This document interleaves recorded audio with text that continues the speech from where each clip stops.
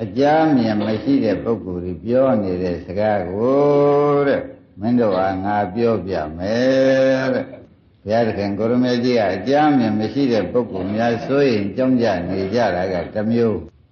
အကြာမြင်ရှိတဲ့ပုဂ္ဂိုလ်များကမစိုးရိမ်မကြောက်ကြအောင်လုပ်နေတာကတစ်မျိုးဆိုတဲ့ဥစ္စာရှင်းလင်းပြီးဒီကလာပြမယ်လို့ခြေပိုင်းမှာဒကာဓမ္မတွေမှတ်ရ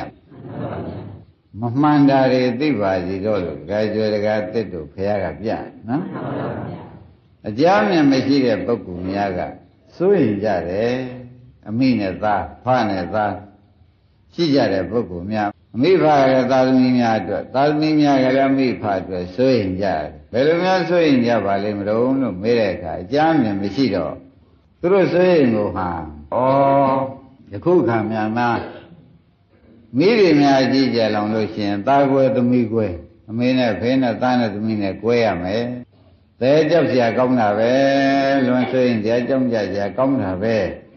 ဆိုပြီးဒီကလာသူတို့မိကြီးများလောင်မယ်ဆိုရင်လည်းအမေဖေးနဲ့သားသမီးနဲ့ခွဲမှုအလုပ်ကြီးတစ်ခုကိုသူတို့အလွန်ပဲစိုးရင်တာကိုဗဇတ်ထဲပြောလို့ရှိတဲ့နံပါတ်နော်နဲ့နံပါတ်ကရေတွေများလွှမ်းမိုးလာမယ်ဆိုလို့ရှိရင်ဖြင့်တဲ့တာကွယ်သမီးကဆွေကမျိုးကနဲ့သာသမီကလည်းအမိဘမကဲနိုင်အမေမိဘကလည်းသာသမီမကဲနိုင်ဒီလိုခါများကြုံရမှအမှန်တန်ကြောက်စရာကောင်းတယ်လို့တရားမြင်မရှိတော့သူခေါင်းမိတာတွေတွေးတာပဲနောက်တစ်ခါအကြမ်းမြင်မရှိတဲ့ပုဂ္ဂိုလ်သုံးခုမြောက်တစ်ခါတွေးပြန်သဘုံတွေများချပြီးမျိုးတွေရွာတွေများဖြစ်စည်းသွားကြမယ်ဆိုသားတကွယ်သမီးတကွယ်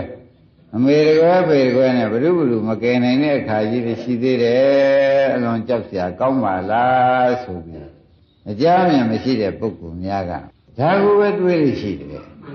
ဘယ်နှမျိုးရှိတော့မိဘရေပဲသဘုံဘေးကိုသူတို့ကကြောက်မိပဲရေပဲသဘုံပဲကိုအမေကသားမကယ်နိုင်သားကမိမိဘမကယ်နိုင်ဆိုပြီးဒီကလာခွဲကြရမယ်အလုံးကြီးကိုအလွန်စိုးရင်လေးရှိကြတယ်ဆိုတော့ဒါကြွကြားဘူးလေနော်ရှေးကလူကြီးတွေစိုးရင်ပုံပြောက်မင်းတို့ကတော့မကြုံဘူးတို့ကတော့ကိုယ်တော်မကြီးများတွေ့တော့ကဘယ်လိုမန္တလေးမှာပေါ့ဗျာရေကြီးပဲလို့ကြည်တော့ကဘယ်လိုအစရှိတင်တဲ့ဘုံနေတာလာလို့မင်းနှစ်ပါးများတိုက်နေကြတဲ့အခါဘယ်လိုနေခဲ့ရတယ်နင်တို့မတွေ့ဘူးဒါတွေအရှိလူကြီးတွေကအလွန်စိုးရင်ကြောင်းကြဗျာပါရနဲ့ပြောလို့ရှိကြအဲ့ဒီဥစ္စာကွာတဲ့အကြမ်းမြင်မရှိလို့ပြောတာပါတဲ့အဲ့ဒီကိစ္စတွေကဘယ်လိုပဲရေကြီးလွန်မှုမိကြီးကလောင်ပြီးကလာသဘုံကြီးကျထားပြီးသားနဲ့သမီးနဲ့မိမိဘနဲ့ခွဲကြပြီးနေကြညာတယ်လေတခါတလေကြတော့ပြန်တွေ့တဲ့ကိစ္စအကျုံနိုင်ပါလေပြန်တွေ့တဲ့ကိစ္စအကျုံနိုင်ပါလေကွာတဲ့ဒါအကြမ်းမြင်မရှိတဲ့သာသူတို့ကြောက်ချင်းလန့်ခြင်းဆိုတာကိုအရေးကြီးထားပြီးပြောဆိုနေတဲ့စကားမျှကြောင်းကြခြင်းမျှပဲဖြစ်ပါတယ်တကယ်ဆိုရင်ကြောင်းကြမှာကအမေကအိုလာတာကိုသာသမီကမကယ်နိုင်ဘူးဆိုတာကလုံးဝဘယ်တော့မှမကယ်နိုင်တယ်လို့မှတ်ပါအမေဘေကအိုလာတဲ့သာသမီများကဟောမို့ပါစေနဲ့လို့ဘယ်လိုပင်တောင်းတာကြောင်းကြပြီးဒီကလာနေ냐တော့လေဒါကတော့ဖြင့်ဘယ်တော့မှအရင်ပြောခဲ့တဲ့၃မျိုးလို့ပြန်ပြီးဒီကလာတွေ့ကြကြုံစရာရှိရလားမရှိပါဘူးဒီတဲ့အိုရလန်းသာဒီမေဖေကသွားနေတာပဲဘယ်လိုသာသမီကဆိုရင်냐တော့ရပါရဲ့မရပါဘူးအမိဘလည်းငါသာသမီလေးတွေအမေကတက်ရှိတော့ငါသာသမီလေးတွေလည်းအိုလာပြီဒီကဲတော့အိုလာမှုလေအမိဘလည်းကြည်သာနေရတယ်တကားကျွဲတို့တကားတစ်တို့ဘယ်နည်းမှမတတ်ဘူးအဲ့ဒါအကြောင်းမြင်ရှိတဲ့ပုဂ္ဂိုလ်ကတော့ဖြင့်တဲ့ဒီအိုမှုကြီးမှပဲမကယ်နိုင်တဲ့အရေးကိုလို့တွေးမိတယ်မှန်ပါပါဘုရားတခါတလေတွေးနိုင်သေးတယ်ဆိုတဲ့ဥစ္စာသူတို့စိတ်ထဲမှာသိပါတယ်အမေမိဘအနာပေါပြီးကြတာသေမလို့အနာရောက်နေတဲ့ဥစ္စာသာသမီများကဘယ်လိုကဆေးကောင်းဝါကောင်းနဲ့ပြုပြင်ပေးကြ냐တော့လေမရနိုင်ပါဘူးသာသမီများနာလာတာကိုလည်းအမေမိဘများကလက်လွတ်လိုက်ရတာကြည့်ပဲသာများတော့တယ်ဆိုတာလည်းအထူးပြောကြမလို့ပါဘူးဒါပြန်အမေကသာသမီမကယ်နိုင်တာသာသမီကအမေမကယ်နိုင်တာလေနာဂန်တစ်ခုဟာအကြမ်းမြင်ရှိတဲ့ပုဂ္ဂိုလ်များကဒါတွေးရမယ်မကယ်နိုင်တာဆိုတာအိုမှုကိုအိုမှုချင်းချင်းရှိနေလို့မကယ်နိုင်တာနာမှုကလည်းအမိဘ လည်းနာမှုရှိလို့သာသမီလည်းနာမှုရှိလို့တယောက်တယောက်ကဲနိုင်ကြသေမှုကြလည်းသာသမီများမှလည်းကိုယ်ပိုင်ပါလာကြတယ်သေမင်းကနော်အမေမိဘလည်းပရိယဝတေဇောဝါယောတို့ဆိုတဲ့ဇာတိခန္ဓာ၅ပါးဆိုတဲ့သေမင်းတွေဒါရီကိုယ်စီကိုငါပါပြီးဒီကလာကြတာဧကံဖြစ်ပြီးဒီကနေသောကြောင့်ဘုရုဘုရုကိုကယ်နိုင်ကြအဲ့ဒီမကယ်နိုင်တဲ့အကြောင်းမြင်မရှိတဲ့ပုဂ္ဂိုလ်ကြီးမကယ်နိုင်မှုကမှတခါတလေတွေ့ရသေးတယ်အခုပြောရတဲ့အိုမှုကိုသားကအမေကသားမကယ်နိုင်တယ်လားဘယ်နည်းနည်းမှမကယ်နိုင်တာနာမှုကလည်းအမေကသားကမေအဖေကိုမကယ်နိုင်တာကိုဘယ်နည်းနဲ့မှမကယ်နိုင်တာပဲဒီဥစ္စာသဘောကျအမေသေးမှုဖေသေးမှုလည်းသာသမီးမကယ်နိုင်သာသမီးသေးမှုကျေမှုကိုလည်းမိန်းမကမကယ်နိုင်တာလည်းဒါလုံးဝဘယ်တော့မှကယ်နိုင်တဲ့အလုံးမဟုတ်ပါဘူးစိုးရိမ်ကြမယ်ဆိုလို့ရှိရင်ဓမ္မတို့ဒါပဲစိုးရိမ်ဖို့သင့်ပါတယ်ဆိုတဲ့ဥစ္စာနဲ့ဘုရားကခေါ်လိုက်ဒီပညာတွေလျှောက်တွေးမနေပါနဲ့ဒီပညာတွေကအကျမ်းမြင်မရှိလို့တွေးတာပါဒါကတော့သစ္စာနဲ့တွေးတာခေါင်းနိုင်ငံကတော့မိစ္ဆာသမှုရိယနဲ့တွေးတာသဘောကျခေါင်းနိုင်ငံကတော့ဘာနဲ့တွေးတာပါအခုဟာကတော့သစ္စာနဲ့တွေးတာကမှန်တယ်သမှုရိယနဲ့တွေးတာကမမှန်ဘူးတဲ့တွေးတဲ့အခါတွေးသေးတာကိုဗျသစ္စာနဲ့တွေးတာကတော့ဇရာကလည်းအမိန်ဇရာဖြစ်တာကိုသာသမီများကလည်းမကယ်နိုင်သာသမီများဇရာယိုရင်ရင့်ရော်လာတာကိုလည်းအမိန်ဘကဗာမြတ်တတ်နိုင်ဒီဟာမှမကယ်နိုင်တဲ့အမှန်တရားပါလားလို့မှတ်ကြဒါပြန်အိုမှုလည်းမှန်တရားမို့သားကအမေကသားဆိုတာမကယ်နိုင်တာပေါ့ဗျာနာမှုကိုလည်းဒုနိဒီဝအမေကသားကအမေကိုသေမှုကိုလည်းအမေကသားကအမေကိုဩဒါဖြင့်တရားဓမ္မတွေယခုဘုရုနဲ့အတူတူနေကြသရုံလို့မေးလို့ရှိရင်ဖြင့်အိမ်နာမယ်လည်းကြပြီဆိုရင်သားလေးသမီးလေးမြေးလေးတူလေးတူမလေးတွေနဲ့ထိုက်တယ်လို့တွဲပြီးနေကြရတာပဲဩဘယ်လိုများနေကြပါလဲမလို့ဆိုမကယ်နိုင်တဲ့လူချင်းစုနေကြတကူဒီပြင်ပါတွေးကြရှိမကယ်နိုင်တဲ့လူချင်းသာစုနေကြတာပဲဆိုတာသဘောကျအဲ့ဒါကိုခင်ဗျားတို့ကဒီလိုမှတ်ကြမေကလည်းဘာပူဇော်ရှိသလုံးလို့ဒါတွေသမီးတွေကလည်းအားပေးတဲ့အတန်တော့ပြောချင်တယ်ပြောမယ်အမေကလည်းသာသမီများအငယ်မှာဆိုလို့မင်းတို့ဘာပူဇော်ရှိတယ်တို့ရှိနေတာပဲသူပြောတာပြောတယ်စင်စစ်မကယ်နိုင်ဘူးလို့မပါဘူးသူကယ်နိုင်တဲ့သဘောပြောနေကယ်နိုင်တဲ့သဘောသူပြောပြီးဒီကရနေတော့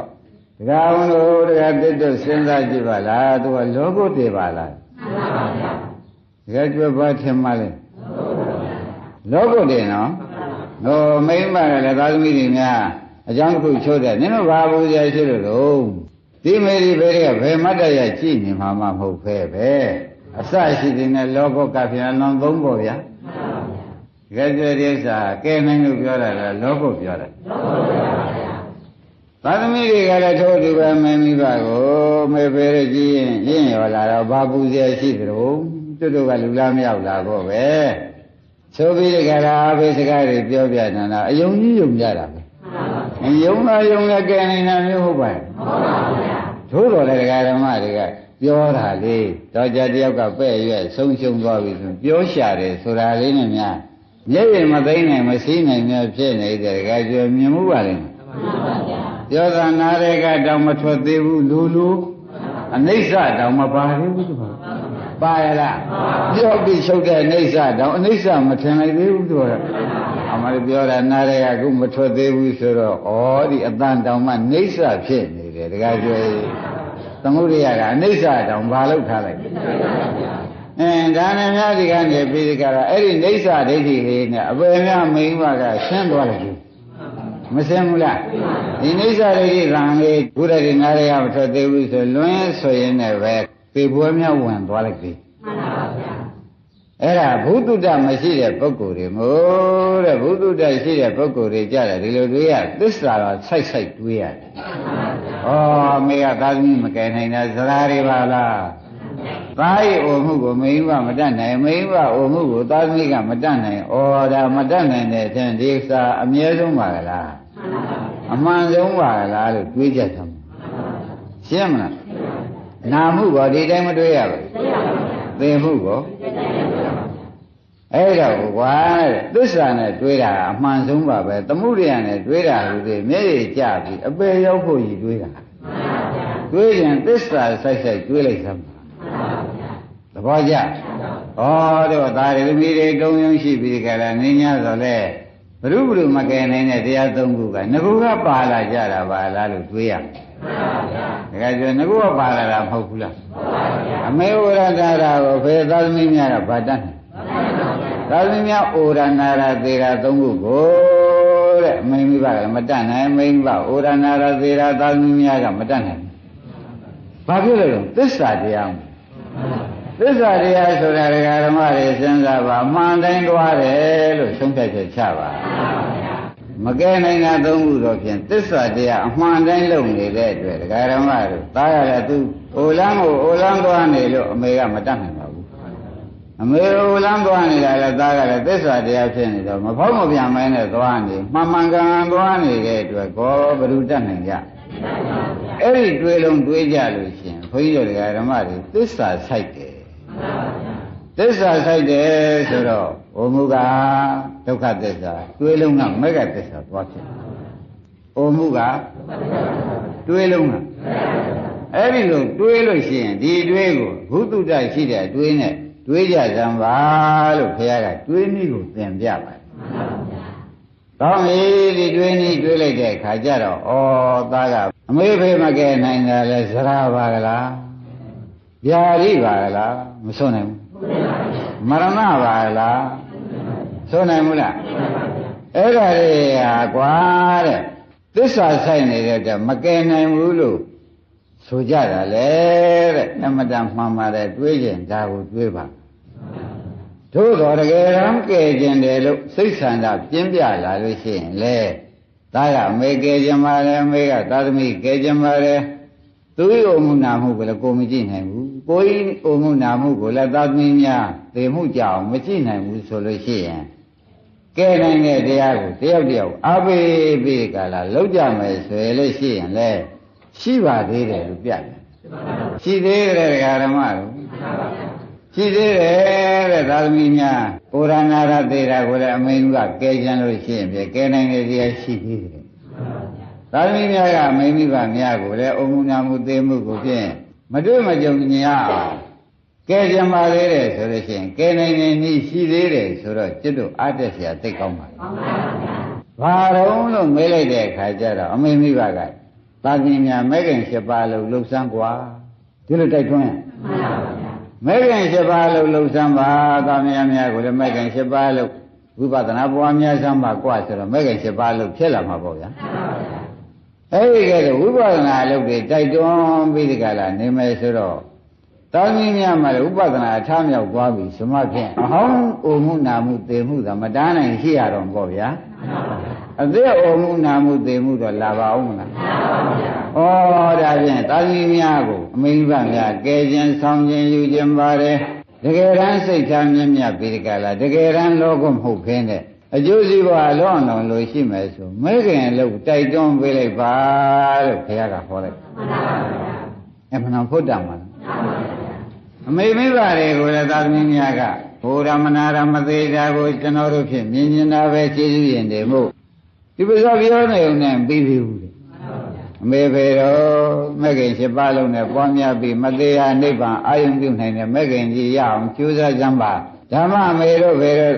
အိုမှုနာမှုသေမှုရစဲမှုကြီးကိုကျွန်တော်တို့ကျမတို့သိရှိပြီးဒီကလာမြင်ကြပါတယ်ဆိုရင်ဒါတိုက်တွန်းလိုက်လို့ထားမြောက်သွားမယ်ဆိုလို့ရှိရင်ဖြင့်တဲ့ဒကာအောင်တို့ဒီမေဖေတွေဒီကားလို့ဆိုရင်အိုမှုနာမှုသေမှုနောက်တွေ့ကြမြင်သေးရဲ့အဲ့တော့ကဲမဲ့တရားယူမဲ့တရားရှိသေးကြောင်းပြောတာကဲမဲ့တရားယူမဲ့တရားရှိသေးကြောင်းဒကာဓမ္မတွေသိပါပြီသဘောကျဒါဖြင့်ဒကာဓမ္မတို့သာသမီများဖြစ်လို့ရှိရင်လေဝိပဿနာလို့တိုက်တွန်းကြအမေမိဘများကိုသာသမီများကချစ်ခင်လေးစားပါတယ်ဆိုလို့ရှိရင်အမေမိဘကလည်းဘူးလုံးတန်းဆွင့်ရှိသေးတယ်ဗျအဲ့ဒါလေးဘာလို့ကြဝိပဿနာတိုက်တွန်းလိုက်တော့မခင်ရရ မကင်ရတော့မကင်နောက်ကနေပြီးနောက်တစ်ခါအုံမှုနာမှုသိမှုလိုက်သေးရဲ့ဩဓမ္မသာရင်ခြေရုပ်ခင်ရုပ်ကျင်နာရုပ်အမှန်ဆိုတာတကားကြွယ်ရိပ်မိတော့သဘောကျကိုင်းတာဖြင့်သာသမီကမေဘကဲနေတာအမေမိဘကသာသမီကဲနေတဲ့တရားရှိသေးတဲ့အဖြစ်ကိုလေတကားအောင်တို့ရိပ်မိပါဘူးဘာတွေ့ကြမကင်အလုပ်ပဲဗျသဘောကျကြအဲ့တော့ခင်ဗျားတို့အခုတရားဓမ္မတွေကအကြမ်းမြင်မရှိတော့မစိုးရင်ရမှာစိုးရင်မစိုးရင်ရမှာစိုးရင်နေကြခလုံးမထိပါဘူးနဲ့ဆူးမြည်ပါဘူးသေတာကြတော့သေဟဲ့ဒီလိုဖြင့်အလကားနဲ့ခေုံခလုံးမထိဆူးမြည်ရှိဖို့သူများရိုက်နဲ့မှလွတ်မှုသူများနဲ့ဆောင်းလို့မှလွတ်မှုကလေးကိုသာလည်းအမိန်ကများစိုးရင်နေကြအိုမှုနာမှုသေမှုကြတာခင်ဗျားတို့ကကြည်နေတဲ့သဘောရောက်မရောက်ဘူးလားအဲ့တော့အိုမှုနာမှုသေမှုတဲ့ကြီးကျယ်တဲ့ကိစ္စကလည်းမရှိတော့ဘူးဥစ္စာတွေကလို့ဆိုတော့လွန်ကြီးကျယ်တဲ့ကိစ္စဆိုတော့ရှင်းတတ်ကြအဲ့ဒီကြီးကျယ်တဲ့ကိစ္စကြီးကိုတားနိုင်တာလည်းအခုဘုရားကပေးပါပြီ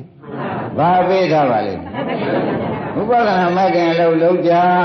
กว่าဒါကဲနိုင်တဲ့အလုပ်ဆိုတော့ခင်ဗျားတို့နှလုံးသွင်းထားတာနဲ့ဘုရားပေးတော်မူတဲ့ကဲနည်းနဲ့ဟာတခြားစီဖြစ်သွားခင်ဗျားတို့နှလုံးသွင်းထားတာက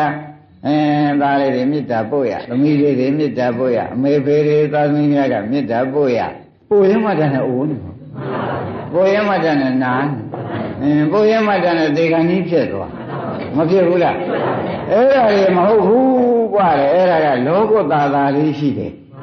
မေတ္တာဆိုတာလောကုတ္တသာလေးရှိတယ်မလောက်ကောင်းဘူးတော့မဟုတ်ပါဘူးအစစ်မရောက်သေးဘူးပြောတယ်သဘောကျ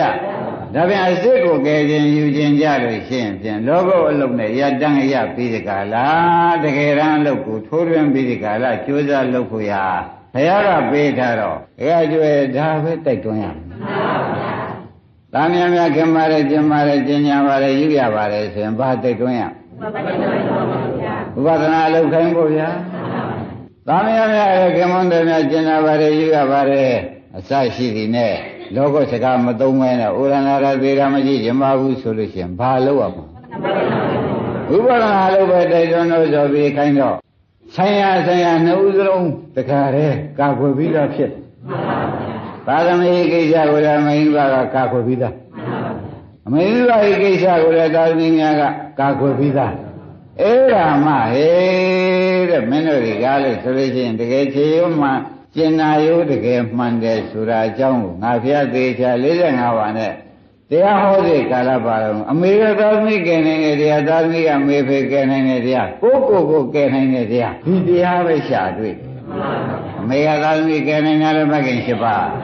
သာသမီကမိန်းကကဲတင်နိုင်အောင်ကိုကဲတင်နိုင်အောင်ဟာတခါကျွဲလူရင်ဖျားဟောပါဘောလားနိဗ္ဗာန်ကိစ္စတိမဲ့ကောနိဗ္ဗာန်မအိုရမနာရမသေးရနိဗ္ဗာန်တို့ကိစ္စတိသွားတိုက်ဣတဓမ္မထိုးကြောင့်မဲ့ကောမဲ့ခင်မြည်ဆိုတော့တကားအောင်သိချမ်း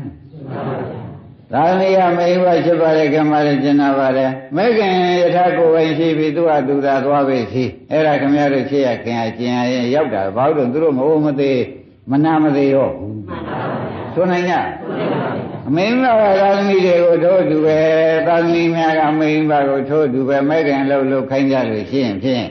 ခြေရုပ်ခင်ရုပ်ကျင်နာရုပ်အမှန်လို့တကားကျွယ်ဆုံးဖြတ်ချက်ချမျက်မှောက်နှုတ်ပြားကနေပြီးတခါတည်းသေတဲ့အခါယူကြံအောင်ပြောတဲ့စကားကတော့အလကားပဲတချို့ကသေတဲ့အခါယူကြံအောင်ပြောတဲ့စကားကခင်ဗျားတို့ကအလေးကလူပြုတ်ပြီးနေတာများတယ်တကားကျွယ်ဟိုပြောရှာတယ်လေတလုံးဟာတော်ဆိုးတယ်မှားရှာတယ်လေတလုံးဟာအဲ့ဒါလေးကဲရယူတယ်မဘေးကလာနေတာကတကားကျွယ်ပုထုဇဉ်အကြမ်းမြင်မရှိလို့တဲ့သဘောကျကြလားဒါဖြင့်တရားဓမ္မတို့တကယ်မကယ်နိုင်တာကလည်းအုံမှုနာမှုသိမှုပါပဲတဲ့ကဲဒီလိုဆိုလို့ရှိရင်လုံးဝမရှိတော့ဘူးလို့ဘုရားသဗ္ဗညတညာနဲ့ရှားလိုက်ကြတော့ယခုရထားတဲ့အကျိုးသာမကယ်နိုင်တာနောက်လာမယ့်အကြောင်းတွေဆက်လိုက်ရရင်ကယ်နိုင်တဲ့မဲ့ခင်ရှိသေးတယ်ဆိုတာသဗ္ဗညတညာနဲ့တွေးရသဘောကျဒါဖြင့်သဗ္ဗညတညာနဲ့တွေးရလို့ရှိရင်ဖြင့်အမှန်ပဲဆိုတော့ဖာသုရောဏမင်းကြီးကိုလည်းဥပဒနာလုံးခိုင်းပြီးဒီကလာမောမသေးမြဲနဲ့နိဗ္ဗာန်ပို့တာပဲ မေရမိနာသားကိုလည်းဒါဝိနာသွားတဲ့ပြီးဒီကလာတရားအောင်ရေမအိုမသေးမြင်းနေတဲ့မဲ့ခင်လောက်ခွဲပေးလိုက်တယ်မဟုတ်လားသားတော့ဖျားရလေဒီလိုပေးလိုက်တယ်ထောက်လိုက်တဲ့အခါကျတော့မှဩတင်းနေရကြတယ်လို့ပါလားအမေတို့မအိုရမနာရမသေးတာကိုမရှိကျင်တဲ့သားကြီးပန်းလို့ရှိရင်ဒီလောက်ကိုတိုက်တွန်းပြီးလှုပ်စီမှပဲသာသမီများကိုလည်းမိန်းများကဖွာလည်းလုံးခုံးလည်းတွေကစပြီးကျွေးကြရမွေးကြရတယ်ဆိုတဲ့ဥစ္စာတွေဒါတွေကိုခင်ဗျားတို့ကတွေးပြီးဒီကလာသူတို့တို့ဖြင့်ခက်ပါသေးရဲ့ညီးမနေနဲ့မခဲရအောင်မဲ့ခင်လှုပ်ခိုင်းမဲ့ခင်လှုပ်ခိုင်းလိုက်ပြီးဆိုမှဖြင့်ဒကာဓမ္မတို့လူရကိစ္စသူတို့အမှုနာမှုသိမှုကိုအမိမများရဲ့ကိုညီမဲ့ခင်လောက်ကတိုက်တွန်းတဲ့ကိုကြီးကြောင့်သူတို့ထားမြောက်သွားမယ်ဆိုသူတို့ကသူတို့ကဲဆောင်ပြီးသားဖြစ်သွားတယ်ဒါပြန်အမှန်တန်ဗုဒ္ဓံတဲ့ကဲဤတစ်မျိုးယနေ့ရပြန်တော့တယ်ဆိုတဲ့ဥစ္စာဖြင့်တခါစစ်တို့တခါအောင်လို့နေရကြရင်ဗျာတိုင်းဒါဖြင့်ဒကာဓမ္မတို့အလုတ်တရားကိုရှေ့ဆက်ဟောရမယ်တရားပြောက်ကဲနိုင်တဲ့အလုတ်တရားပေါ့ဗျာအလုတ်တရားကိုဂရုစိုက်ပါဆိုတာကိုဒကာဓမ္မတွေသတိပေးပါပြီအခုဘာဟောမှာအလုတ်တရားဆိုတဲ့ဥစ္စာကလောကီအပြောလို့တကအောင်ကမှတ်ပါနော်မအိုမသေးအမြဲနေတဲ့နေရာသွားတဲ့လမ်းပြဆိုတာကမှအမှန်မအိုမသေးအမြဲနေတဲ့နေကိုသွားဖို့လမ်းပြတရားပဲဆိုတဲ့ဥစ္စာယခုနောက်ပြမယ်ဥစ္စာပဲတိုင်းဒါဖြင့်တို့တော်လည်းတတ္တိသာရကလုံလောက်ဘုရားခင်ကိုရမေကြီးသာဝတိပြည်ရေဝန်ကျောင်းမှာသတင်းသုံးပြီးဒီကလာနေတော့တယ်ဘုရားခင်ကိုရမေကြီးသာဝတိပြည်ရေဝန်ကျောင်းသတင်းသုံးပြီးဒီကလာနေတဲ့အချိန်မှာရှင်သာရိပုတ္တရာတို့ရှင်အနန္ဒတို့ကလည်းအနာမှာရှိတဲ့အခိုက်အတန့်တွေကြုံကြအဲ့ဒီအချိန်မှာသူ့ကျောင်းတကာဖြစ်တဲ့အနာရဝိန်တထေးကြီးအကြီးအကျယ်သေလောင်းဖြစ်တဲ့မမာမှုကြီးနဲ့ကျုံလာတယ်အကြီးအကျယ်သေလောင်းဖြစ်တဲ့မမာမှုကြီးနဲ့ကျုံပြီးဒီကလာတော့သူဟာသူလဲဒကာဓမ္မတို့သောတာပန်ပုဂ္ဂိုလ်ကြီးဆိုတာခင်ဗျားတို့ကြားဘူးကြပြီအဲ့ဒီသောတာပန်ပုဂ္ဂိုလ်ကြီးဟာ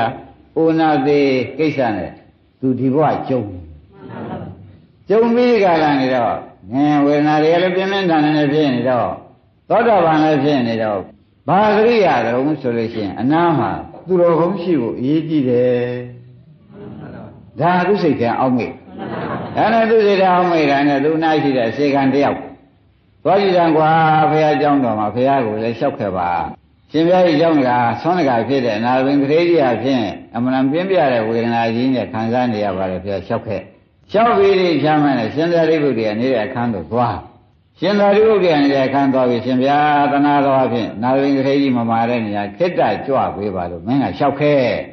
ဆိုပြီးကလာခိုင်းလိုက်တော့ခொနဲ့ကခြေကသွားပြီးဘုရားလည်းဒီတိုင်းပဲလျှောက်ရှင်သာရိပုတ္တရာတော့ပဲ့လားရှင်သာရိပုတ္တရာပြန်လာတော့ရှင်သာရိပုတ္တရာလည်းအာနန္ဒမင်းပါလိုက်ခဲ့ဦးကွာအနာဘိန္ဒရေကြီးအကြီးကျယ်မမာဘူးတဲ့ဟေးသို့ပြီးဒီကလာနှစ်ပါးကြွလာကြတယ်အနာဘိန္ဒရေကြီးတိုက်လို့ကြွလာပြီးကလာဒီကြတော့လူမာထုံးတဲ့မေးရတာပေါ့တခါကြွယ်တခါသိရတခါကြီးဝေဒနာပဲနဲ့နေတော့ရှေ့တိုးသလားနောက်ဆုတ်သလားဒါပြီးတော့ဝေဒနာရှေ့တိုးတယ်ဖျားနောက်တော့မဆုတ်ပါဘူးဘယ်လိုနေလဲဘယ်လိုခံရတယ်ဘယ်လိုပြုရတယ်ဆိုတာတွေအနာကြီးကြောင်းတွေလည်းလျှောက်ပြောတာပေါ့ဗျာအဲ့ဒါလေးသာထားပါတော့ရှင်သာရိပုတ္တရာကတကားအောင်ကဲခတ်လိုက်အကဲခတ်လိုက်တဲ့ဒီဝေဒနာသူဘိညာဉ်နဲ့ကြည့်လိုက်ဩဒီဝေဒနာသိမဲ့ဝေဒနာသိမဲ့ဝေဒနာကိုတခြားသောစကားတွေဆေးကြောင်ဝါကြောင်ပြောနေအပူပဲတရားပြောရလို့ရှိရင်ဒါအကောင်းဆုံးပဲတရားနဲ့ဆုံးမလို့ရှိရင်ပြန်အကောင်းဆုံးပဲလို့သူစိတ်ထဲဆုံးဖြတ်ချက်ချတယ်ဒကာဓမ္မတို့လူမာနာမှာခင်ဗျားတွေလည်းသွားကြလာကြတယ်နော်တရားအကြောင်းအကောင်းဆုံးလို့ဆုံးဖြတ်ချက်ချပါတရားအကြောင်းအကောင်းဆုံးပဲလို့ဆုံးဖြတ်ချက်ချပါဒီဝတ္ထုဟာအမတမကျေးဇူးများပါလိမ့်မယ်ဆိုတာဒကာသက်ဒကာအောင်တို့မှတ်ရတယ်နော်ဝိပဿနာရှုနည်းမှာစုံနေတာအဲ့ဒီလိုသူစိတ်ထဲရှင်သာရိပုတ္တရာအောက်မေ့ပြီးဒီကလာနာဒီနေရာမှာလကားစကားတွေပြောပြီးလူမာမေးတဲ့စကားတွေသတ်သိမ်းမှတော်တော့မယ်လူမာအားရှိဖို့ကိုလည်းပြောဖို့မလိုပါဘူးအခုဒီကကျော်တော့သွားမေးတဲ့အခါကျတော့အားပေးမှုတွေကသာများလာအမှန်မင်းဘယ်မနေ့ကလည်းဒီနေ့ရုပ်တော်မတူဘူးဟဲ့အင်းဒီနေ့တော်လာတယ်ဘာနဲ့မြောက်လုံးပင်လုံးနဲ့ပြန်လာခဲ့ကြတာပဲမနေ့ကရောက်တဲ့လူကဒီနေ့ဆင်တစ်မျိုးပြောပြီးပြန်လာခဲ့တာပဲ ဒီတိုင်းသာများပြီးဒီကလာနေတော့တယ်တဲ့မင်းစားလဲအစာရရတာရှိရလားရှိပါတယ်ဩဒါမင်းငါတောင်းမှာပါကွာလုံးနေမှာလည်းခိုင်းနေမှာလည်းဘာမှပူစရာမရှိပါဘူးလောကပြူငါနဲ့ပဲတခါကျွေအခုလူမမေးတွေကဒါလေးနဲ့အချိန်ကုန်လာကြတယ်ဆိုကြပါစို့ခုရှင်သာရိပုတ္တရာတွေ့လိုက်တယ်ဒီလူမကြည့်လိုက်တဲ့အခါမျောလင်းရလည်းသိမရှိပါဘူးတဲ့ဒီပြင်စကားတွေပြောနေတယ်ပို့ပါပဲတဲ့တရားစကားလူမကူညီကောင်းဆုံးပဲတဲ့သုံးပြချက်ချပြီးတခါတည်းတရားအကြောင်းမှအမေးများလို့ဒါကြီးတဲ့ကျုပ်ကျင်းစရာကြံစရာလေးတစ်ခုပြောချင်ဗျာကျင်းစရာကြံစရာတတ္တမရိယတေဓာပတိတက္ခိတပံဒါကြီးဒီလိုကျင့်ဖို့ကောင်းတယ်ဘယ်လိုကျင့်ရမှာတော့ဖြတ်ကျင့်ဖို့ပြောစမ်းပါအောင်ဆိုတော့နာယိပံဥပရိယတာမိနာသဘိက္ခေယိပံနာဥပိစိတ်တိဒါကြီးတဲ့ယူပခန္ဓာကိုမဆွဲရလို့ရှင်းဖြင့်ယူပခန္ဓာနဲ့ပတ်သက်တဲ့နောက်ဝိညာဉ်မလာတော့ဘူးနောက်ပရိသေမဏိတော့ပြောတာပေါ့ဗျာအခုယူပခန္ဓာမဆွဲလို့ရှင်းဖြင့်နောက်ယူပခန္ဓာမရဘူးသဘောကျလားအခုဝေဒနာခန္ဓာမဆွဲရင်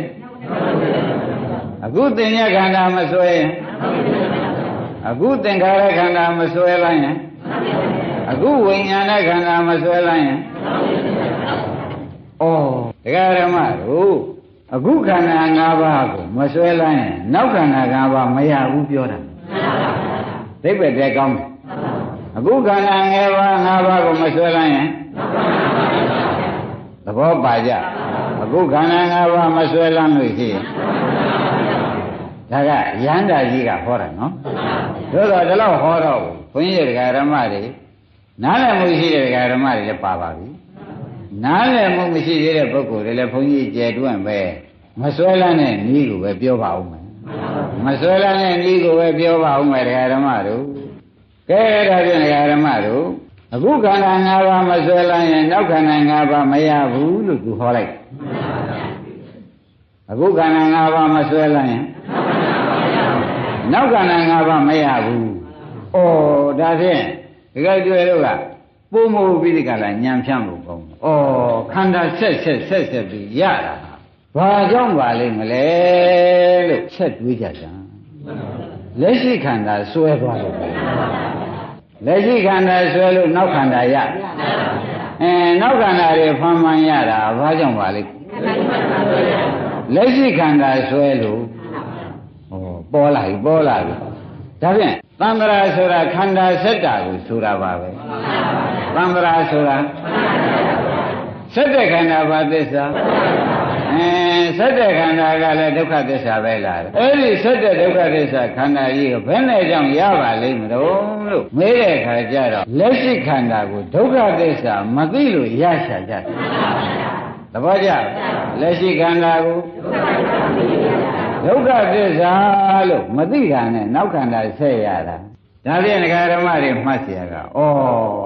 နောက်အသေးပေါ်တာဒီအခုအသေးဒုက္ခသစ္စာမမြင်မှုကြောင့်နောက်အသေးရတာပဲအခုခန္ဓာကြီးကိုဒုက္ခသစ္စာမသိမှုကြောင့်ဆွဲလန်းပဲကြောင့်နောက်ခန္ဓာသိမဲ့ခန္ဓာကြီးပြန်ရနောက်ခန္ဓာသိမဲ့ခန္ဓာကြီးပြန်ရတာဘာဖြစ်လို့ပါလိမ့်မလို့လက်သေးချတော့ယခုလက်ရှိခန္ဓာဒုက္ခသစ္စာလို့မသိမှုကြောင့်ဆွဲလန်းတယ်ယခုခန္ဓာဆွဲလန်းတဲ့ဆွဲလန်းတဲ့ခန္ဓာမျိုးပဲဒီဒုက္ခဆွဲလန်းတော့ဒီလိုဒုက္ခမျိုးပဲဟိုဘက်ပြန်ရတယ်ဆိုတာလည်းတခါသစ်တို့ညင်းဖို့လိုသေးတခါကျွယ်သဘောကျယခုလက်ရှိခန္ဓာဒုက္ခသစ္စာလို့မသိတော့မဆွဲလန်းဘူးဆွဲလန်းပြီးသေးတော့နောက်ခန္ဓာဘာသစ္စာရမလဲ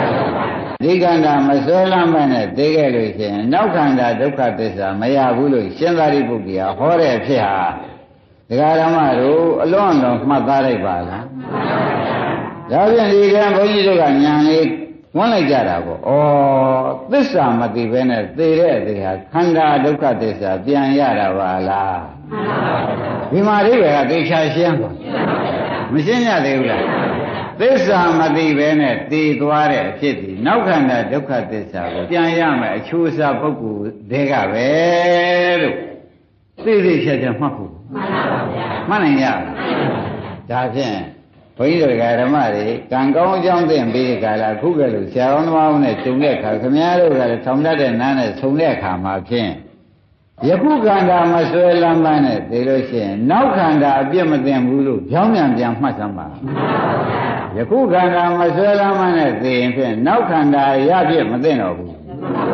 ယခုခန္ဓာမဆွဲလမ်းပန်းနဲ့သိခဲ့တော့နောက်ခန္ဓာရတဲ့ပြစ်သိမအောင်မလားဩဒါဖြင့်တရားဦးကြီးရှင်သာရိပုတ္တရာဟောတဲ့တရားဒီနာယုပံဥပရိတ္တနာသမေယုပနိတ္တိတံဝိညာဏဘုဒ္ဓတိဧဝံဟိတေဃပတိတက္ခိတဗံယုပံယုပကံတော့နာဥပရိတ္တမိယခုမဆွဲလန်းနေဖြစ်ပါအံယုပနိတ္တိတံယုပယံကိုမှီရဖြစ်တဲ့ဝိညာဏနောက်လာမဝိညာဉ်ဒီနာဘုဒ္ဓတိမဖြစ်လက်တံဧဝံဧဝဤသို့လာရင်ဃပတိဒါယကာကြီးတက္ခိတဗံကျင့်လိုက်စမ်းပါအခုခန္ဓာမဆွဲလန်းနေခြင်းကျင့်လိုက်စမ်းပါနောက်ခန္ဓာမရပါဘူးတဲ့ကောင်းပါလားအခုခန္ဓာမဆွဲလန်းတဲ့အချင်းကျင့်လိုက်စမ်းပါတဲ့တခါကျွေရနောက်ခန္ဓာမရပါဘူးတဲ့နောက်ခန္ဓာဘာသစ္စာအဲ့ဒီဒုက္ခသစ္စာမရဘူးဆိုတဲ့ကောကဩဒီသိသွားတဲ့ပုဂ္ဂိုလ်အပြင်ဒုက္ခကျွတ်သွားလေပေါ့ဆိုရုံပဲဒုက္ခမရှိဘူးဒုက္ခကုန်သွားပြီဒုက္ခဆုံးသွားဖို့လို့မဆိုနိုင်ဘူးဒါဖြင့်နောက်ဒုက္ခရတဲ့ပုဂ္ဂိုလ်ဟာလက်ရှိဒုက္ခမသိမှုကြောင့်ရတာပဲနောက်ဒုက္ခရတဲ့ပုဂ္ဂိုလ်များဟာလက်ရှိဒုက္ခမသိမှုကြောင့်ရတာပဲလို့ဆိုတာလေးစားစွာနဲ့ကျေနပ်စွာနဲ့ပဲထက်မြက်သောညာနဲ့ပဲမှတ်လိုက်ပါ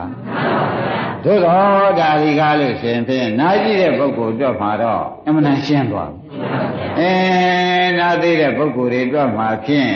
ဒီဥစ္စာအလုတ်ကိုလုတ်ပြမှာတခါကျွေထမြောက်တော့မယ်သဘောကျတရားဟောတဲ့ဆရာသမားကငယ်တဲ့ပုဂ္ဂိုလ်လဲငယ်တဲ့ပုဂ္ဂိုလ်လိုက်အလတ်စားလဲလက်စားလိုက်ကြီးစားလိုက်ညံနေအကုန်ရှင်းပြီအကုန်ပါလေတော့ဆိုပြီးကြလားရှင်သာရိပုတ္တရာဟောတာကတော့ဒါပဲဘုန်းကြီးကပုံလို့ပြီးကရုဏာရှိထားပြီးကြလားရှင်သာရိပုတ္တရာဟောတာဒီလိုလုပ်လို့ရမယ်ဆိုတာတကားအောင်ပို့ထည့်အောင်မှာဗျမထည့်ရဘူးမရပါမလားမရဘူးတဲ့ဟိုမှာတော့အဟောခံရတဲ့ပုဂ္ဂိုလ်ကသောတာပန်အဟောညာပေးတာကရဟန္တာလွယ်ဖို့ဗျာအဟောခံရတဲ့ပုဂ္ဂိုလ်ကဟောတဲ့ဉာဏ်ရှိတဲ့ပုဂ္ဂိုလ်ကရဟန္တာကဟောသောတာပန်ကနာဆိုတော့သူဒါလောက်နဲ့ပဲခီးပေါက်ဒီတော့ဒီလိုမဟုတ်ပါဘူးတဲ့ဓမ္မတို့ဓမ္မတို့ကလည်းထုံပြင်းအဲ့ဒီလိုဖြစ်ပြီးကြလာနေတော့ဒါသေးသေးချာချာခေးစီတွင်းကြတကားကျွေပြောမှရနမရင်ရပါအဲ့တော့ဘိုးတဲ့ဒကာဓမ္မတို့ကြည့်ပါတဲ့သလာယနာဝိညာဉ်ပေါ့ဗျာဒီဘက်ကနာယုတ်ပေါ့ဗျာဒါကိုတော့လက်လို့မရဘူးဘာဖြစ်လို့လက်လို့မရတော့ဆိုတော့ဒါကခန္ဓာကိုဗျာခန္ဓာအရှင်ကဒီတိုင်းရှင်နေတာဒီရှင်ရှုမှရမှာပဲဒကာဦးဒီပြန်သွားရှုလို့မရပါဘူးအဲ့တော့ဝိညာဉ်ပြီးပါတော့ဗျာဝိညာဉ်တော်ဘုန်းကြီးရှုခိုင်းနေမယ်နာမ်တော်ကောင်းရုပ်တော်ကောင်းပေါ့သလယနာဆိုတဲ့သက္ကုသောတာခန္ဓာတွေပါကာယဆိုတဲ့ရုပ်တွေကောဗျာရှုရလိမ့်မယ်ဖောက်ကကိုသောတော့ဝေဒနာကိုသောတော့ဘုရုခန္ဓာရှင်ကြီးပါလိမ့်ကြည့်တော့ဒကာဓမ္မတွေခန္ဓာရှင်ဩဒါဖြင့်ကိုယ်ခန္ဓာဒုက္ခန္ဓာကိုသူသစ္စာဆိုင်အောင်ကြည့်ခိုင်းဖို့ပဲဆိုတော့ကိုယ်ခန္ဓာရှင်ကြီးရှိနေတာကိုသစ္စာဆိုင်အောင်ကြည့်ခိုင်းဖို့ဆိုတာဆရာဘုန်းကြီးကကူညီမှရတာမကူညီလို့ရှိရင်ဖြင့်တဲ့သောတာပန်ယန္တာကဟောတယ်လို့တိုးရုံနဲ့သိမ့်သွားလို့ဘယ်နည်းမှဖြစ်ပါဘူးဖြစ်ပါမလားကဲဒါဖြင့်နာယုပံဥပရိဒာမိနာသမေယုပနိတိတံဝိညာဏံဝိတ္တိဧဝံဟိတေဃပတိတက္ခိတဗံဆိုတော့သူကတကားအောင်တဲတူတာတို့ဘူးလားကဲဒါဖြင့်ဒကာဓမ္မတို့ဒီထဲကခန္ဓာ၅ပါးထဲကဒကာဓမ္မတွေကိုဘုန်းကြီးကသင်ထားတယ်ဝိညာဏယုသလနာဖတ်တာဝေဒနာလို့ခြေပိုင်းမှာရှိတယ်အဲ့ဒီခြေပိုင်းမှာရှိတာကိုမဂ္ဂင်၅ပါးနဲ့နောက်ကနေပြီးကြလာဒကာဓမ္မတွေတခုခုတော့ရှိရတော့မယ်ဒါဝိရုခန္ဓာတော်မဲတဲ့ခါကြလို့ရှိရင်ပြင်မိမိခန္ဓာမိမိခန္ဓာဤပရိစ္ဆေသမုပ္ပါတန်းထားတဲ့အရှင်မဲလို့ဆိုရင်လောကမလောကဒါမိမိခန္ဓာတွေကဒကာဓမ္မတွေကြိုက်ရတခုခုရှိရတယ်အကုန်ရှိပါဆိုတော့ဖြစ်ဘူးပေါ့ဗျာကြိုက်ရတခုခုရှိရတယ်မှာသူကအကုန်ဟောတာပဲဒီဘက်ခန္ဓာလည်းဟောတာပဲဝေဒနာခန္ဓာလည်းဟောတာပဲအဲ့တော့ နာဝေဒနာဥပါရိတာမိနာသမေဝေဒနာနေတိတံဝိညာဏံဘုဒ္ဓတိဧဝံဟိတေခပတိတိခိတဗံဆိုတဲ့အတိုင်းပဲတဲ့ဒါဥပရိပါဏာသပါဠိတော်လို့မှတ်ကြပါနော်ဝေဒနာကိုပဲရှုကြတာပေါ့ဗျာဝေဒနာဒုက္ခဒုက္ခဥပ္ပခါမရှိဘူးလားဝေဒနာ၃မျိုးရှိတယ်ခန္ဓာကိုယ်ထဲမှာနော်ဖသပစ္စယဝေဒနာဘယ်မျိုးရှိပါလဲအဲ့ဒီတစ်ပါးပါးကိုဒကာဓမ္မတွေကနာဥပရိတာမိဝေဒနာနာဥပရိတာမိဝေဒနာမဆွဲလိုက်ရဘူးဝေဒနာမဆွဲလိုက်ရဘူးဆိုတော့ဝေဒနာနောက်ကတဏှာဥပါဒမလိုက်စေနဲ့ဒါပဲသဘောကျဝေဒနာနောက်ကလိုက်ရင်ဖြင့်တရားဓမ္မတို့ဝေဒနာပြည့်စရာတဏှာဝေဒနာနဲ့တဏှာနဲ့ဆက်တယ်ဥပါဒနဲ့ရောဆက်တော့ဒီလိုမဆက်စီနဲ့ပြောတာဝေဒနာနဲ့တဏှာဥပါဒနဲ့မဆက်စီနဲ့လို့ဒါကဘုန်းကြီးများကတရားဓမ္မတွေအလုတ်ပင်ဖြစ်နေလို့ဒီတိုင်းလုံးမှရမှာကိုအဲ့တော့ဒီဟာမလာခြင်းနဲ့တဏှာဥပါဒမလာခြင်းနဲ့ဆိုတော့ဝေဒနာနောက်ကမတွင်ဆိုတာပါလားနာဝေဒနာဥပါရိတာမိဝေဒနာကိုနာဥပါရိတာမိမဆွဲလန်းမိဖြစ်ပါဒါပဲဟောတယ်နာသမေဝေဒနာနေတိတံဝိညာဏဥပ္ပိစိတ်တိဝေဒနာနဲ့ပတ်သက်တဲ့နောက်ဝေဒနာမပေါ်တော့ပေါ်သေးရဲ့ဇာတိဆိုတဲ့ခန္ဓာ၅ပါးနဲ့ဝေဒနာမပါဘူးလားပေါ်သေးရဲ့ဇရာခန္ဓာ၅ပါးနဲ့ဝေဒနာမပါဘူးလားလာသေးရဲ့ဒါမဆွဲလိုက်ရင်နောက်ဝေဒနာမလာဘူးအရင်ဝေဒနာမဆွဲလိုက်ရင်မဆွဲလန်းဆိုတာကခင်ဗျားတို့ကမသိကြလို့လူမာနာသွားပြီးတော်တော်လေးဘုဒ္ဓတာရှိတဲ့ပုဂ္ဂိုလ်ကမင်းဘာမှမဆွဲလန်းနဲ့ဟေးဆွဲလန်းတာဟုတ်ပြီမကောင်းဘူးကိုလူမာကနားမှမလဲပဲမဆွဲလန်းနဲ့ဆိုလို့ပဲသူ့သားနဲ့မယားနဲ့ပြည်စည်းနေဆိုတော့မဆွဲလန်းနဲ့ကွာဘယ်မှမဆွဲလန်းနဲ့ဆိုတော့ဘာလို့မှမသိတော့မဆွဲလန်းဖို့ရတာသူနားလေဘာလို့လိုက်မှမဆွဲလမ်းမယ်ဆိုတာကသိပါမသိပါဘူးအဲ့ဒီလိုမဟောရဘူးတဲ့ဒကာဓမ္မတို့နော်အဲ့ဒီလိုဟောလိုက်တော့လူမာကငါဒေဂန်ကြီးကိုဟောတယ်တရားဒီလိုတော့ဖြင်ပလိုက်မဆွဲလမ်းနဲ့ဆိုတော့လေအဲ့ဒါကပူပါတဲ့အခုတော့ဒီလိုလုပ်ရတယ်မင်းကွာမင်းဝေဒနာတွေရှိတယ်မဟုတ်လားမင်းအခုနာရမဟုတ်လားအဲ့ဒီနာတဲ့ဥစ္စာကိုဖြစ်ဖြစ်ရှုကွာဆိုတော့ဒီဘက်ဥပါဒံတဏှာဥပါဒံလာသေးရဲ့ဒီလိုဟောလိုက်တော့ဆွဲကောဆွဲလန်းသေးရဲ့လားနောက်တဏှာဥပါဒံကိုပေါ်သေးရဲ့လားနောက်ခန္ဓာရောနောက်ဝေဒနာခန္ဓာတွေလာအောင်မလားအေးမလာတော့ဘူးဆိုတော့ရှင်းသွားတယ်လူမာနသွားပြီးဒီကလာခင်ဗျားတို့ဘာမှမဆွဲလန်းနဲ့ဟေးဘုရားတရားသံဃာကဆွဲလန်းกว่าဒါတော့ပြောလို့လေအပူပဲဘုရားဆွဲလန်းกว่าဘုရားကြီးမင်းရောက်ဘူးလို့မဟုတ်လားกว่าဒါတော့ကလည်းကုသိုလ်တပညာပဲဖြစ်သေးတရားတွေရတယ်မဟုတ်လားကွာတရားတွေရွတ်နေပါလားကွာဒါလည်းဟုတ်တော့ဟုတ်ပါရဲ့ထိုက်တန်တော့တမင်ညအလေးရှိသံဃာတွေနဲ့ဖူးဘူးတယ်မဟုတ်လားဖူးပါတယ်ဘယ်တော့မှဆွံ့ကြကွင်းကြရှိတော့အဲ့ဒါတွေကမြင်မှုလားကွာဒါလည်းတမင်ညပဲရှိသေးတယ်ဗုဒ္ဓနုဂတိဓမ္မနုဂတိသံဃာနုဂတိပဲရှိသေးသမထပဲရှိနေတော့ဘုဒ္ဓံလှပြီလို့ဆိုရရပါမရပါဘူးဘုဒ္ဓံလှပြီလို့ဆိုလို့မရတော့ဒီလိုမလုပ်ကြပါနဲ့ကိုယ့်အတွက်မှလည်းကိုယ်ဝေဒနာကိုရှုသာသမီများနာကျင်နေတဲ့အခါကြပြန်တော့သူတို့ဝေဒနာကိုသူတို့ရှုဖို့တိုက်တွန်းသဘောကျအဲ့ဒီကဲလို့ဆိုတော့သူတို့ဝေဒနာသူတို့ရှုပါဆိုတော့သူတို့ခန္ဓာကိုသူတို့ဖြစ်ပြညင်းလာတဲ့အခါကျတော့သူတို့ခန္ဓာသူတို့ဆွဲလမ်းပါဘယ်ဆွဲလမ်းကြတဏှာဥပါဒနောက်ကလာရဲရဲ့မလာတော့ဘိုးတဲ့ဒကာဓမ္မတွေနောက်ခန္ဓာပေါ်ဦးမလားနောက်ဝေဒနာခန္ဓာဝေဒနာရှိလို့ဝေဒနာခန္ဓာကလာပါဝေဒနာခန္ဓာကမလာဘဲနဲ့သူနဲ့သားကြရပြတဲ့သင်ညာသင်္ခါရဝိညာဉ်တွေကရောသူနဲ့သားကြရပြတဲ့ရုပ်တွေကရောဟောခန္ဓာ၅ပါးသလုံးမလာမလာတဲ့ခန္ဓာပါသစ္စာဒုက္ခသစ္စာတွေမလာတော့မဆွဲလန်းလို့ဒုက္ခကျွတ်သွားတာမဆွဲလန်းလို့ရိမ့်မိဗလားမဆွဲလန်းတာနဲ့ဘာဖြစ်သွားပါလိမ့်ဒုက္ခကျွတ်သွားတယ်ဆိုတာဒါဖြင့်မဆွဲလန်းတာဒီတိုင်းမဆွဲလန်းရမှာလားရှုမှရှုပါလို့ခိုင်းတာလား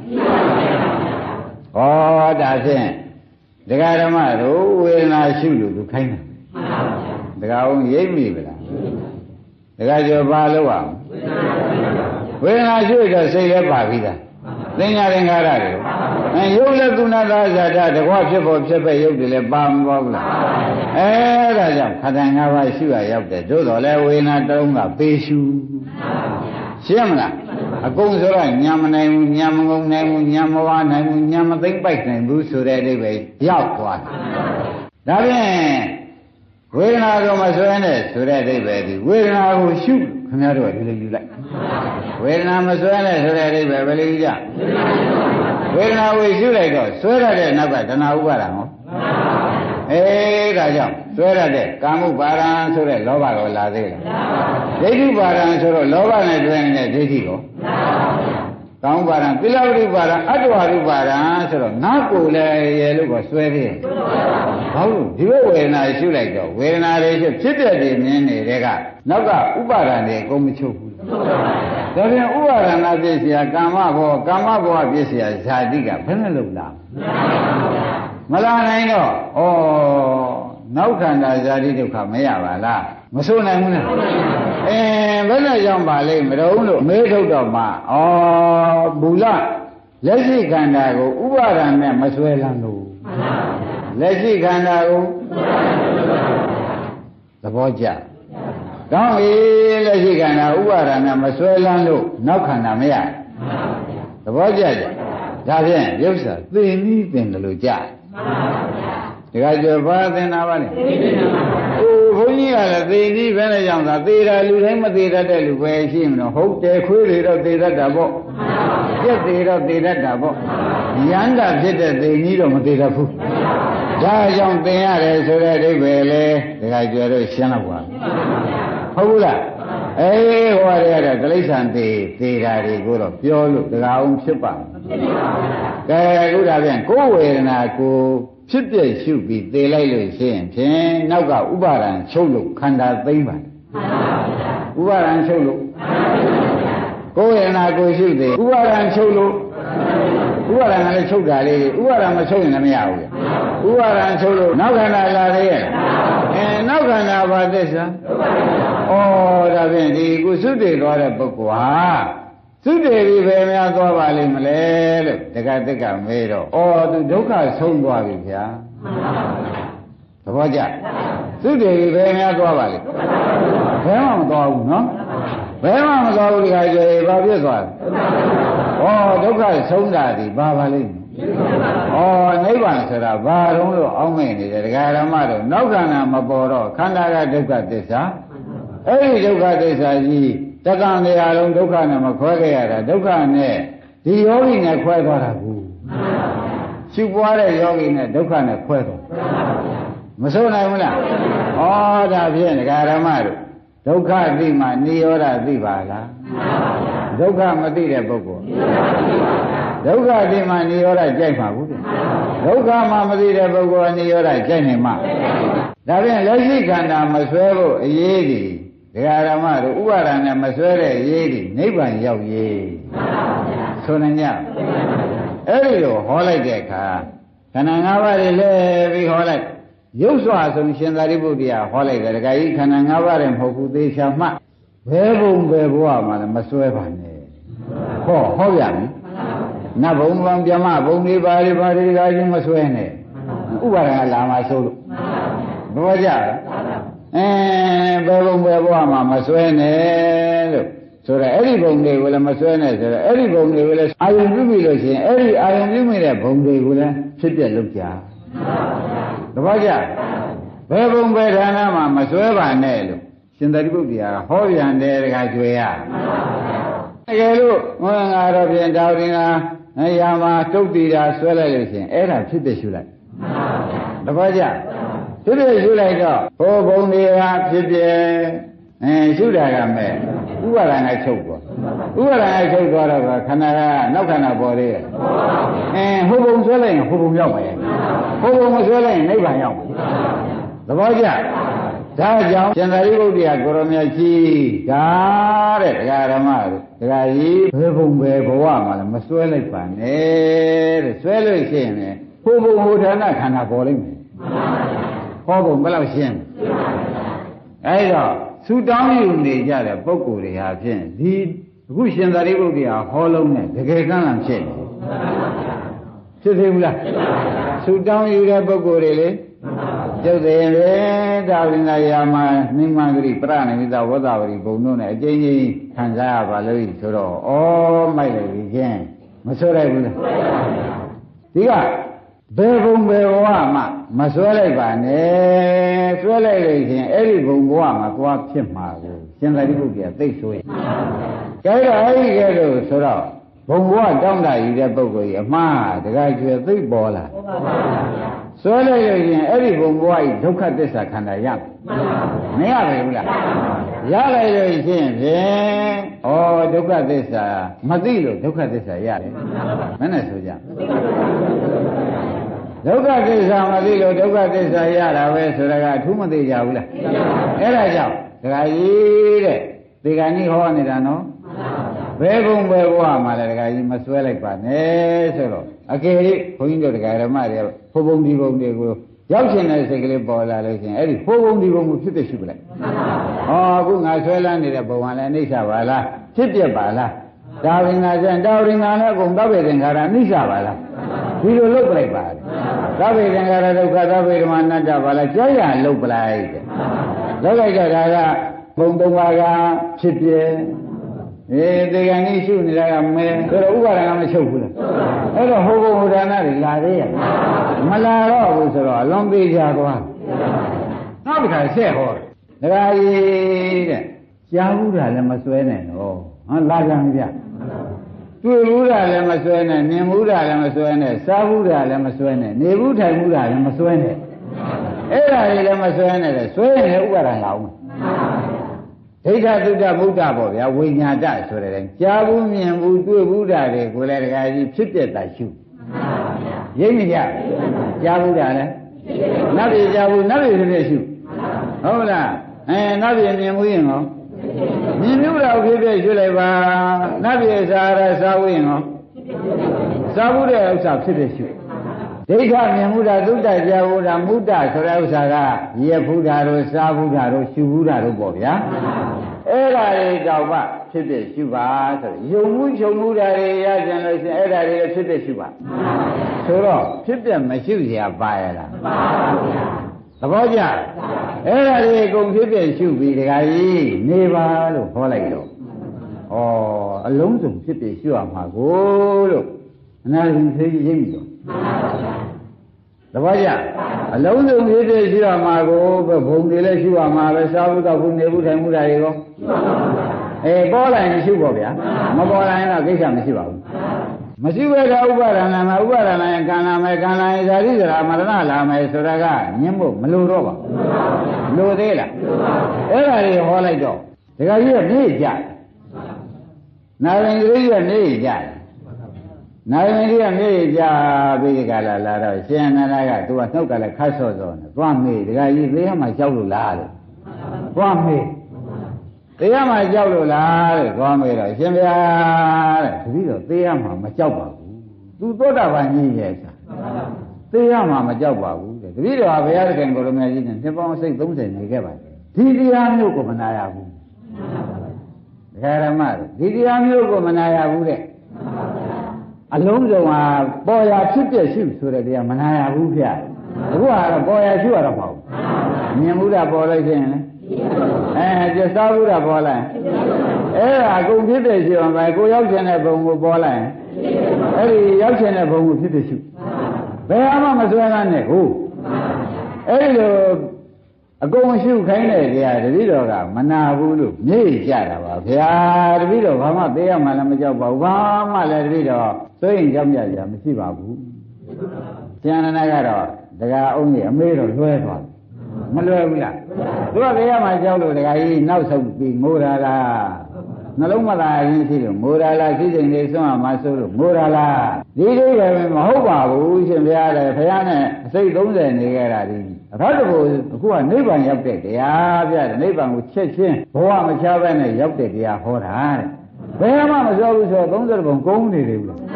ဘယ်သွားကြရှိသေးတယ်အဲ့ဒါတွေဟောတာတပည့်တော်ကဒါတွေနေတိုင်းတစ်နေ့3ပေါက်ရောက်တယ်တဲ့ဇေရဝတပည့်တော်သာတိပိဇေရဝကျောင်းမှာတပည့်တော်နေတဲ့ဥစ္စာ နေတိုင်းရောက်ပြီဒီတရားမျိုးကိုမနာရဘူးတဲ့ခရနဲ့တော့နေတိုင်းသုံးပေါက်တွေ့တာဗျနားကိုမနာရဘူးတဲ့ဒါကကြောမခက်လားတို့သူသောတာပန်ဘာနဲ့ဒီလာတော့တော့မဲဖို့မလိုဘူးလားသောတာပန်ဒီလာတာကတော့ခွနဲ့တခုကောင်းနဲ့ဒီလာရိပ်နေဗလားအခုအရဟန္တာဖြစ်အောင်လို့ဟောနေတဲ့ရှင်သာရိပုတ္တရာတရားဖြစ်နေတယ်အဲ့တော့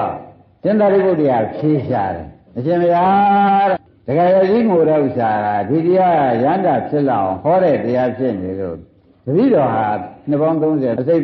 သရှိနေတယ်ဘုရားရှင်တနေ့သုံးခေါက်ရောက်ပြီးကြတာဒါနထာဒီလခါတွေကကြားခဲ့ရဒီသစ္စာနဲ့ပတ်သက်တဲ့တရားမနာခဲ့ရဘူးဗျာအဲ့တော့ဒါကြောင့်တပည့်တော်ဝန်းနေတယ်ငိုပါတယ်တရားနဲ့ပတ်သက်ဝန်းနေတယ်သဘောကျအဲ့လိုဝန်းနေတော့တခါကြီးတဲ့ရှင်သာရိပုတ္တရာဖြေးရှားတယ်လူဆိုတာကာယသမီးရှိပါ၏အလွန်ရေးကြည့်နေတာဘယ်ဟာမဆိုဖြစ်တဲ့ရှိရမယ်ဆိုလို့ရှိရင်ဖြင့်သူတို့နားဝင်ပါမလားအဲ့ဒါကြောင့်သူတို့နဲ့တန်ယုံကလေးကိုပြောဟောပြီးထားရပါတယ်လို့ရှင်သာရိပုတ္တရာကဝန်းဖြေလိုက်တော့အနာဂိရိယ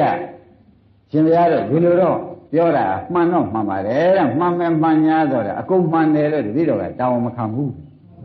ဒကာဓမ္မတွေအတွက်ဟာအမှန်တန်ကျေးဇူးများလောကကြီးထဲမှာလူ၃မျိုးရှိတယ်ဗျမတေခင်ပြောနေတာဒကာအောင်ကြီးကိလေသာဒုထူတဲ့ပုဂ္ဂိုလ်လည်းရှိပါတယ်တဲ့ကိလေသာအလတ်စားထူးနေတဲ့ပုဂ္ဂိုလ်လည်းရှိပါတယ်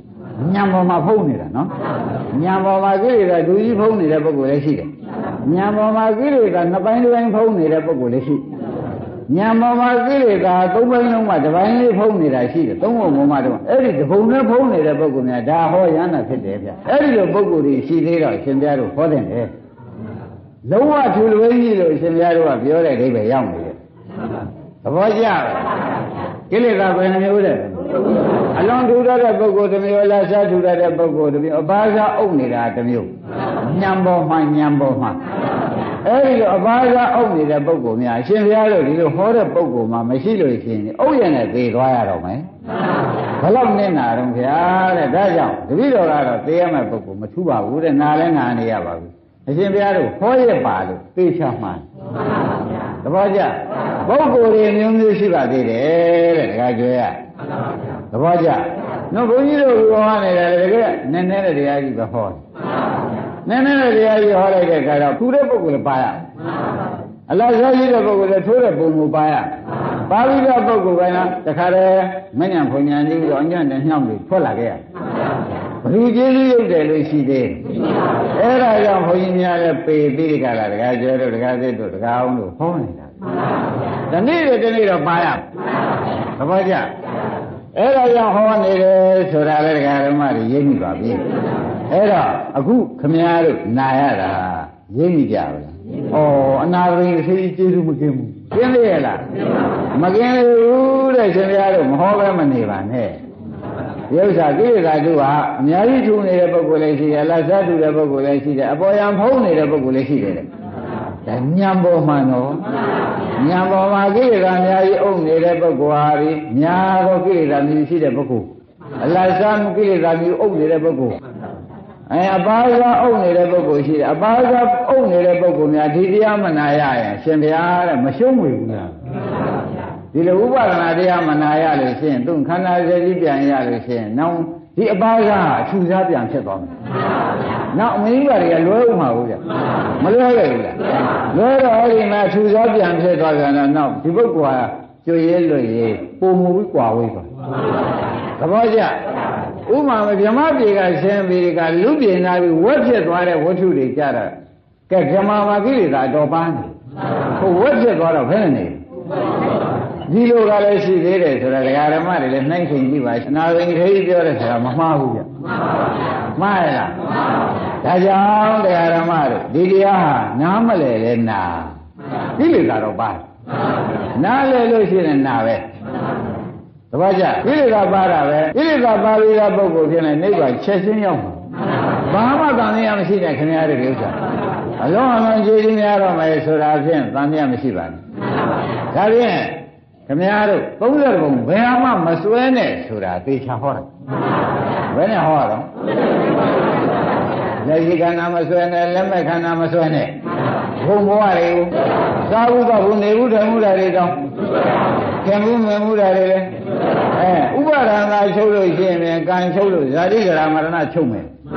မသိကြဘူးလားအဲ့ဒီကဲတော့ဒကာဓမ္မတွေနာဝင်ကလေးကြီးတောင်ကငိုပွဲဝင်ရတယ်တရားဆိုတာတော့ရိပ်မိသူဟာတော့ဘုရားနဲ့နှစ်ပေါင်းစိတ်30ရင်းနေတာဒါမဟုတ်ဘူးဒါကြောင့်တတိတော်တို့မှာအားလုံးအတွက်ဒီနေ့ကြတယ်ပေါ့ရှင်းမလား